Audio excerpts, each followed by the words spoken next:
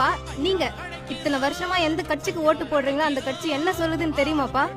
வன்னியர் ஓட்டு எங்களுக்கு தேவையில்ல, வன்னியரை நம்பி நாங்க கட்சி நடத்தல, நாங்க ஆட்சிக்கு வந்தோம்னா வன்னியர் இட ஒதுக்கீட தடுத்து நிறுத்துவோம்னு சொல்லுதுப்பா.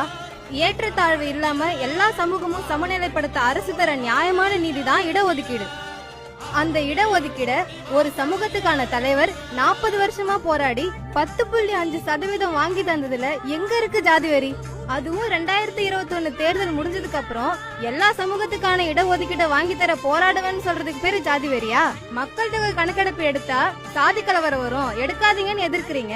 இடஒதுக்கீடு கொடுத்தா ஏன் மக்கள் தொகை கணக்கெடுப்பு நடத்தலன்னு கேக்குறீங்க. அப்பா, தமிழ்நாட்டுல 18 லட்சம் கவர்மெண்ட் வேலை இருக்கு. அதுல வன்னியர்களுக்கு 50,000 இருந்து 60,000 வரைக்கும் தான் சேர முடியும். இந்த 10.5% நடைமுறைப்படுத்தினா கிட்டத்தட்ட 2 லட்சம் பேருக்கு வேலை கிடைக்கும். என்ன மாதிரி கிராமத்துல இருக்கிற ஏழை வீட்டுல பிறந்த மாணவ மாணவிகள்லாம் டாக்டர் ஆவறது கஷ்டம். இந்த மாதிரி சூழல்ல வருஷத்துக்கு 40 சீட்டு தான் வன்னியர் சமுதாயத்துக்கு கிடைச்சது. இந்த இடஒதுக்கீட்டால வருஷத்துக்கு 600 பேர் டாக்டர் ஆகலாம்ப்பா. என் கட்சியில இருக்க வன்னியர் எல்லாம் முட்டாள் நெத்தில முத்திர குத்தி குத்தி ஓட்டு கேக்குறது ஏன்பா உங்கள மாதிரி ஆளுங்களுக்கெல்லாம் புரியும்? வன்னியர் சங்கத்தின் சோழமண்டல சமய சமுதாயம் நல்லிணக்க மாநாடு மருத்துவர் ஐயா அழைக்கிறார். பசுமை நாயகர் மருத்துவர் அன்புமணி ராமதாஸ்